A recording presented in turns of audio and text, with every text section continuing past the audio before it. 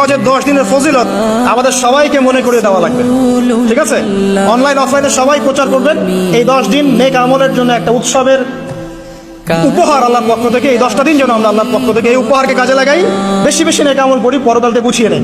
তারপর ইনশাআল্লাহ আল্লাহ পাক এরকম কিছু অকেশন সৃষ্টি করে দিয়েছে, এমন কিছু উৎসব আল্লাহ পাক সৃষ্টি করে দিয়েছেন যেখানে মানুষ আমল গুছিয়ে আবারও আল্লাহর পথে ফিরে আসতে পারে। আমার কথা কি বোঝা যাচ্ছে?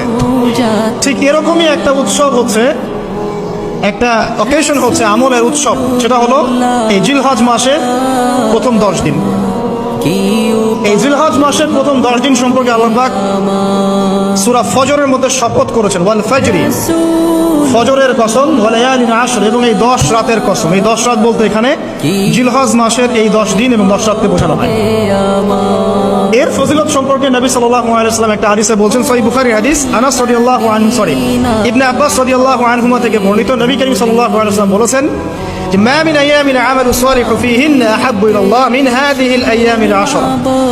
আল্লাহ পাকের কাছে এই 10 দিন অর্থাৎ জিলহজ মাসের প্রথম 10 দিনের নেক আমল যত বেশি প্রিয়, আল্লাহর কাছে জিলহজ মাসের প্রথম 10 দিনের নেক আমল যত বেশি প্রিয়, অন্য কোনো আমল এত বেশি প্রিয় না।